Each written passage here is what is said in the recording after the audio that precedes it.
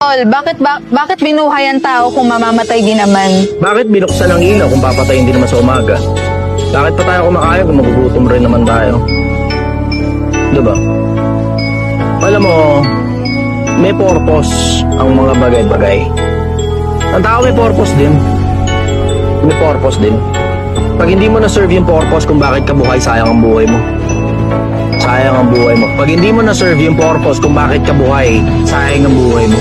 At maraming taong basta na lang nasasayang yung buhay nila. Yung isa sa mga pinakamalalaking dahilan dahil sa kayabangan. Hanapin mo purpose mo. Kasi sigurado ako sa'yo, hindi mo pa nakikita yung purpose mo kung bakit mo tinatanong yan sa akin. Hanapin mo purpose mo.